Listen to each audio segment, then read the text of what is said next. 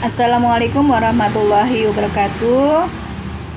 Saya Ibu Widianti SPMM yang akan mendampingi Anda dalam mata kuliah akuntansi biaya. Ya. Untuk sesi kali ini adalah kita membahas tentang pendahuluan akuntansi biaya. Saya yakin Anda sudah mengetahui akuntansi karena Anda sudah mendapatkan dasar-dasar akuntansi. Nah, sebenarnya akuntansi itu sama dengan dasar-dasar akuntansi. Ya, sama-sama memproses pencatatan, penggolongan, peringkasan, penyajian biaya, penyajian data ya. Nah, tetapi bedanya kalau akuntansi biaya itu fokusnya ke biaya. Ya, fokusnya ke biaya. Jadi akuntansi biaya itu dengan akuntansi keuangan saling berhubungan dalam sistem pelaporan dan pengambilan keputusan manajemen.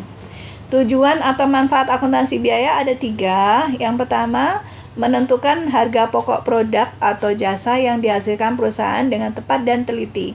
Jadi informasi-informasi dari akuntansi biaya itu kan ada informasi tentang biaya pembelian ini, pembelian itu, dan itu nantinya akan membentuk atau menentukan harga pokok produk.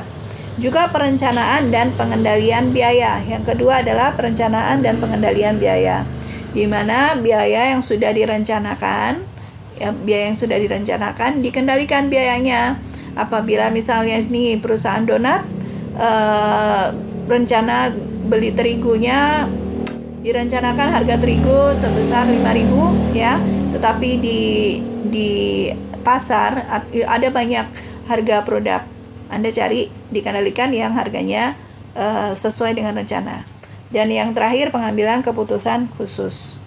Nah, pengertian biaya itu ada 2, dalam arti luas dan dalam arti sempit. Mohon maaf, di sini bukan harga pokok ya, bukan harga pokok atau cost, tetapi biaya sebagai biaya atau cost.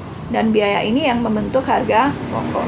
Dari dua arti ini, luas dan sempit ini, sama-sama berkaitan dengan pengorbanan sumber ekonomi yang diukur dalam satuan uang. Contohnya, perusahaan percetakan mencetak buku berjudul akuntansi biaya. Untuk itu, perusahaan memakai 1.000 rim kertas HVS 80 gram dengan harga Rp2.000 per rim. Sehingga total harga kertas yang dipakai untuk mencetak buku tersebut sebesar Rp2 juta.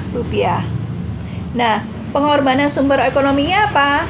Nah, pengorbanan sumber ekonominya adalah pemakaian 1.000 rim kertas HVS 80 gram. Pengorbanan dalam satuan uangnya berapa? Totalnya sebesar Rp2 juta. Berasal dari 1.000 rim dikali Rp2.000 per rim. Nah, biaya itu sendiri adalah sesuatu yang belum habis masa pakai dan digolongkan sebagai aktiva yang dimasukkan dalam neraca. Nah, di sini biaya ini sebagai penunjang pembuatan atau penentuan harga pokok produksi. Contohnya, persediaan bahan baku, persediaan produk, dan dalam proses persediaan produk selesai. Jadi, begini, biaya yang termasuk dalam biaya itu kuncinya adalah, kata kuncinya, semua pembelian itu masuk ke biaya, semua pembelian masuk ke biaya, dan barang yang masih tersisa, ada kata-kata masih tersisa, itu masuk ke dalam biaya. Masih tersisa atau masih ada atau tersisa berapa, itu berarti masuk ke biaya. Kalau beban, itu sebaliknya, biaya yang telah memberi manfaat. Kalau pembelian itu kan belum memberi manfaat ya. Kalau ini telah memberi manfaat dan dimasukkan ke dalam rugi laba. Contohnya beban penyusutan, beban pemasaran. Beban penyusutan itu nanti deh.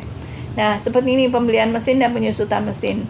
Pembelian mesin itu termasuk dalam biaya karena pembelian termasuk biaya. Penyusutan mesin itu termasuk beban karena mesin itu sudah dimanfaatkan, sudah memberikan manfaat. Kalau perlengkapan kantor yang masih tersisa, tadi kata kuncinya kan kalau yang masih tersisa berarti biaya. Kalau perlengkapan kantor yang sudah terpakai itu namanya beban. Biaya dapat penggolongan biaya ini ada beberapa sesuai dengan beberapa dasar, yaitu yang pertama sesuai dengan fungsi pokok perusahaan. Jadi perusahaan itu ada 3 fungsi utamanya, yaitu fungsi produksi, fungsi pemasaran, dan fungsi administrasi. Nah, nama biayanya sesuai dengan fungsi tersebut. Ada biaya produksi, biaya pemasaran, biaya administrasi. Nah, ini kan Anda lihat biaya K, biaya utama. Apa ini? Biaya produksi terdiri dari biaya bahan baku, tenaga kerja langsung, biaya overhead pabrik, ada biaya utama, ada biaya K. Apa itu? Nih, biaya produksi itu biaya yang dikeluarkan untuk mengolah bahan baku menjadi produk jadi yang siap untuk dijual. Jadi, biaya misalnya pembuatan donat, pabrik donat, berarti biaya produksinya adalah biaya yang dikeluarkan untuk mengolah tepung terigu menjadi donat yang siap untuk dijual. Terdiri dari biaya utama dan biaya konversi.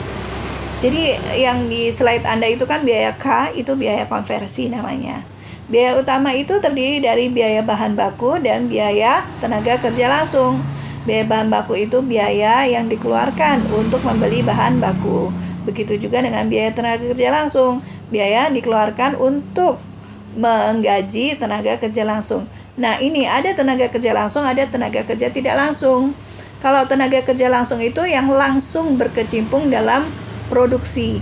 Contohnya, orang yang menggoreng, orang yang mengadoni, orang yang bulet-buletin donatnya, itu namanya biaya tenaga kerja langsung. Tetapi kalau orang yang ditugaskan untuk membeli bahan baku di pasar, itu namanya bukan biaya tenaga kerja langsung, itu namanya biaya tenaga kerja tidak langsung dan dimasukkan dalam biaya overhead pabrik. Nah, biaya konversi itu disebut biaya yang termasuk dalam biaya konversi itu biaya overhead pabrik. Biaya overhead pabrik itu adalah biaya yang dikeluarkan untuk mengoperasikan bagian produksi selain bahan baku dan tenaga kerja langsung. Nah, apa itu biaya overhead pabrik? Itu bisa biaya tenaga kerja tidak langsung, ada biaya pembelian bahan penolong gitu. Bahan untuk produksi kan ada bahan baku dan ada bahan penolong. Nah, itu. Nah, biaya pemasaran, biaya yang dikeluarkan untuk kegiatan pemasaran. Contohnya, biaya iklan, biaya promosi, biaya transport pada pemasaran. Kalau biaya administrasi dan umum itu selain biaya pemasaran dan biaya produksi. Dan biaya ini digunakan untuk mengkoordinasikan kegiatan produksi dan pemasaran. Contohnya, biaya gaji karyawan, bagian keuangan, akuntansi, personalia, dan seterusnya. Penggolongan klasifikasi biaya sesuai dengan periode akuntansi di mana biaya akan dibebankan. Ada 2, pengeluaran modal dan penghasilan. Modal atau capital expenditure itu adalah biaya yang mempunyai manfaat lebih dari satu periode akuntansi. Lebih dari satu periode akuntansi. Satu periode akuntansi itu kan satu tahun kalender ya, dari Januari sampai dengan Desember. Tapi ini lebih dari 1 tahun. Itu contohnya, misalnya pembelian aktiva tetap dan memiliki masa manfaat lebih dari 1 tahun, dibebankan sebagai biaya depresiasi dan biaya amortisasi. Contohnya pembelian mesin itu kan manfaatnya lebih dari 1 tahun. Nah, itu bisa dimasukkan dalam pengeluaran modal. Nah, untuk pengeluaran penghasilan atau revenue expenditure itu adalah lawannya modal, biaya yang hanya mempunyai manfaat dalam periode akuntansi atau 1 tahun kalender saja. Contohnya, biaya iklan. Biaya iklan itu tidak pernah ada yang dibayarkan dalam beberapa tahun, tidak. Karena iklan itu kan dinamis ya, dinamis. Apa namanya? Zaman kan berubah-berubah ya. Nah, itu biaya iklan juga berubah-berubah. Biaya telepon juga.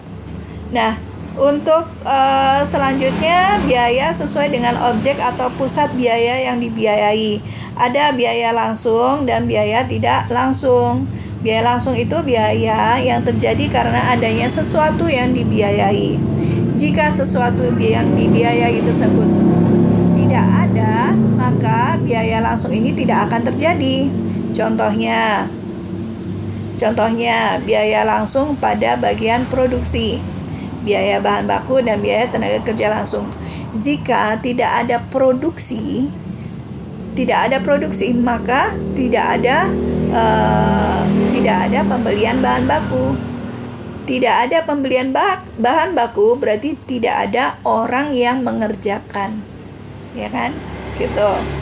Kalau tidak langsung itu sebaliknya, tidak hanya karena adanya sesuatu yang dibiayai. Contohnya biaya overhead pabrik. Biaya overhead pabrik itu biaya bahan baku, selain biaya bahan baku dan biaya tenaga kerja langsung. Nah, berikutnya adalah penggolongan biaya sesuai dengan tendensi perubahannya terhadap aktivitas atau volume. Biaya tetap, biaya variabel, biaya semi variabel, ada 3. Nah, biaya tetap itu adalah biaya yang jumlah totalnya tetap dalam kisaran volume kegiatan tertentu. Jadi, jika tidak berproduksi, maka biaya tetap ditanggung oleh perusahaan. Contohnya, gaji direktur, biaya penyusutan, gaji direksi, apa tadi, listrik, kemudian tetap ditanggung kan kalau listrik. Kemudian telepon, biaya sewa bangunan, itu biaya tetap. Kalau biaya variabel, biaya yang jumlah totalnya berubah sebanding dengan perubahan volume kegiatan, terdiri dari biaya bahan baku dan biaya tenaga kerja langsung. Contohnya, UMKM donat. 1 resep membutuhkan 2 kg terigu. 1 resep menjadi 40 donat. 1 resep dibutuhkan 1 tenaga kerja. Jika akan menghasilkan 400 donat, maka jumlah terigu yang harus dibeli adalah 20 kg. Bertambah sebanding dengan bertambahnya donat yang dihasilkan. Begitu juga dengan tenaga kerjanya. Biaya semi variabel itu biaya yang berubah tidak sebanding dengan perubahan volume kegiatan dan mengandung unsur biaya tetap dan biaya variabel. Contohnya, gaji salesman yang dibayar secara tetap dan persentase tertentu dari jumlah hasil penjualan. Jadi contohnya itu maksudnya begini. Seorang salesman itu mempunyai gaji tetap, misalnya 1 juta per bulan. Tetapi dia akan diberikan bonus ketika dia menjual 100 donat. 100 donat bonusnya 10.000. Kalau 300 donat berarti bonusnya 30.000. Nah, itu namanya biaya semi variabel. Ada unsur biaya tetap dan ada unsur biaya variabel. Yang berikutnya, penggolongan biaya untuk pengendalian biaya. Ada 2, biaya terkendalikan dan tidak terkendalikan. Biaya terkendalikan itu biaya yang dapat dikendalikan oleh manajemen. Contohnya, perlengkapan kantor, iklan, bonus karyawan, sumbangan amal. Maksudnya begini. Jadi, kalau perlengkapan kantor, kalau manajemen itu menganggap masih ada perlengkapan kantor, berarti tidak usah beli. Itu dikendalikan oleh manajemen. Begitu juga iklan. Kalau dilihat iklannya penjualannya sudah bagus, ya nggak usah pakai iklan, atau iklannya dikit aja sesuai dengan budget yang tersedia, itu dikendalikan oleh manajemen. Kalau yang tidak dikendalikan, ini mohon maaf salah ketik ya, harusnya biaya yang tidak dapat dikendalikan oleh manajemen. Contohnya biaya listrik. Biaya listrik tidak bisa ditawar ke PLN berapa kan, biaya bahan baku dan lain. Nah, ini terakhir metode pengumpulan harga pokok. Pengumpulan harga pokok itu berdasarkan cara produksinya. Ada berdasarkan pesanan dan berdasarkan proses. Kalau yang pesanan itu di mana biaya dikumpulkan setiap pesanan. Kalau harga pokok proses itu dikumpulkan dalam setiap satuan waktu tertentu. Misal per bulan, triwulan, semester, tahun. Kalau pesanan kan per pesanannya. Nah, ini ada perbedaan harga pokok proses di mana dasar kegiatan produksi untuk pesanan itu berdasarkan pesanan pelanggan. Kalau yang proses itu berdasarkan anggarannya. Tujuan produksi itu untuk pesanan, melayani pesanan. Kalau proses, persediaan barang di gudang. Bentuk produknya, kalau pesanan itu tergantung spesifikasi pemesan dan dapat dipisahkan identitasnya. Kalau harga pokok proses untuk homogen dan standar, seragam dan standar. Biaya untuk pengumpulan biaya produksi itu setiap pesanan. Kalau proses, setiap satuan waktu atau periode. Dalam pesanan, itu waktu perhitungan biaya produksi itu adalah pada saat suatu pesanan selesai. Tapi kalau proses, pada saat akhir periode waktu. Menghitung harga pokok per unitnya untuk pesanan adalah membagi HP suatu pesanan dengan jumlah unit pesanan.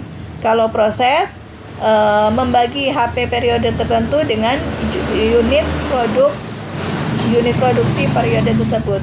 Contohnya, untuk pesanan percetakan, kantor angsuran, untuk proses, semen, tekstil, dan lain sebagainya.